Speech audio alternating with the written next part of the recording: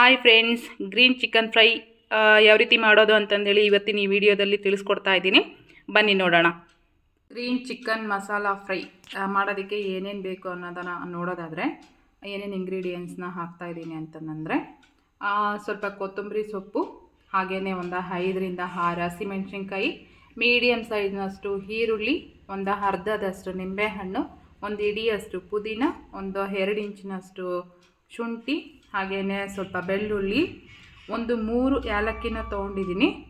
ಜೊತೆಗೆ ಒಂದು 2 ಪೀಸ್ನಷ್ಟು ಚಕ್ಕೆನ ತೊಗೊಂಡಿದ್ದೀನಿ, ಒಂದು 5 ಲವಂಗ, ಹಾಗೆಯೇ ಒಂದು 10ರಿಂದ 15 ಮೆಣಸನ್ನು ತೊಗೊಂಡಿದ್ದೀನಿ, ಮತ್ತು ಒಂದು ಅರ್ಧ ಬೌಲ್ನಷ್ಟು ಮೊಸರು, ಹಾಗೆಯೇ ಒಂದು ಅರ್ಧ kg ಚಿಕನ್ನು. ಇದೆಲ್ಲ ಏನು ತೊಗೊಂಡಿದ್ದೀವಲ್ಲ ಇದನ್ನು ರುಬ್ಕೊಂಬರೋಣ.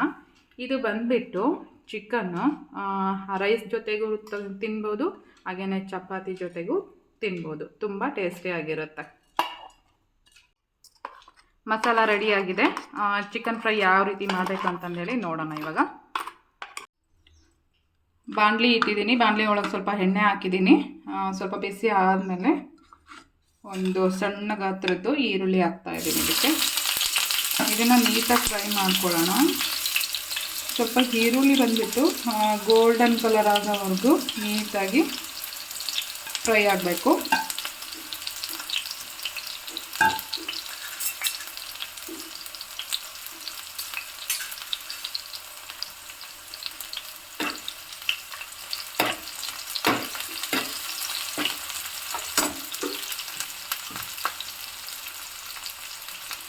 ಈರುಳ್ಳಿ ಜೊತೆಗೇ ಸ್ವಲ್ಪ ಉಪ್ಪನ್ನು ಹಾಕ್ತಾಯಿದ್ದೀನಿ. ಯಾಕೆ ಅಂತಂದರೆ ಉಪ್ಪು ಹಾಕೋದ್ರಿಂದ ಈರುಳ್ಳಿ ಸ್ವಲ್ಪ ಬೇಗನೆ ಫ್ರೈ ಆಗುತ್ತೆ.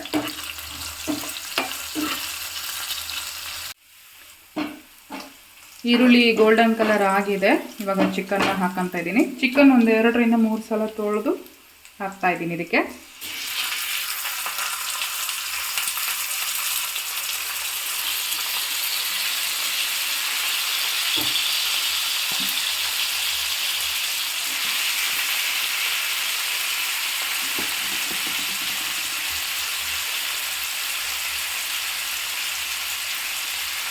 ಒಂದು ಸ್ಪೂನ್ನಷ್ಟು ಅರಿಶಿನ ಪುಡಿನ ಹಾಕಿದ್ದೀನಿ.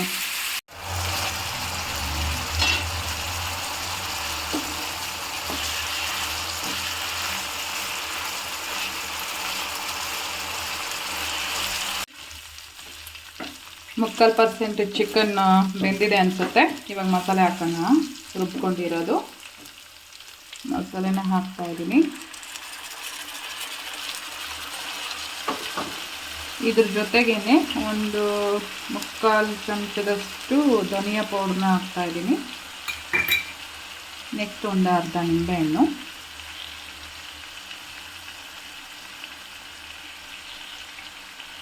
ಹಾಗೆಯೇ ಸ್ವಲ್ಪ ಮೊಸರು. ನೀರು ಹಾಕೋದಿಲ್ಲ ಇದಕ್ಕೆ, ಇಷ್ಟರಲ್ಲೇ ಬಾಯ್ಲ್ ಆಗಬೇಕು ಚಿಕನ್ ಬಂದುಬಿಟ್ಟು.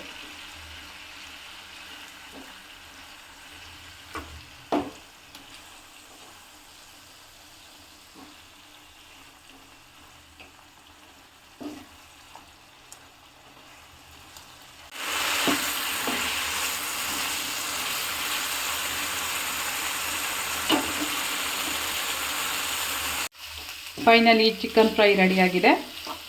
ನಾನು ಸ್ವಲ್ಪ ಗಟ್ಟಿನೇ ಮಾಡ್ಕೊಂಡಿದ್ದೀನಿ. ನಿಮಗೆ ಬೇಕು ಅಂತಂದರೆ ಇನ್ನೂ ಸ್ವಲ್ಪ ನೀರು ಹಾಕ್ಕೊಂಡ್ಬಿಟ್ಟು ಇದನ್ನು ಗ್ರೇವಿ ಥರ ಮಾಡ್ಕೋಬೋದು ನೀವು. ಇದು ಬಂದುಬಿಟ್ಟು ರೈಸ್ಗೂ ತಿನ್ಬೋದು, ಚಪಾತಿಗೂ ಸಹ ತಿನ್ಬೋದು. ಈಗ ಸ್ಟವ್ ಆಫ್ ಮಾಡಿಕೊಂಡು ಒಂದು ಪ್ಲೇಟಿಗೆ ಸರ್ವ್ ಮಾಡ್ಕೊಳ್ಳೋಣ. Spicy chicken ready. ಟೇಸ್ಟ್ ನೋಡಿಬಿಟ್ಟು ಹೇಳ್ತೀನಿ ಯಾವ ರೀತಿ ಆಗಿದೆ ಅಂತಂದೇಳಿ. ನೀವು ಮನೇಲಿ ಒಂದು ಸಲ ಟ್ರೈ ಮಾಡಿ ನಮಗೆ ಟೇಸ್ಟ್ ಹೆಂಗಾಗಿದೆ ಅಂತಂದೇಳಿ ಕಮೆಂಟ್ ಮಾಡಿ ತಿಳಿಸಿ. Thank you.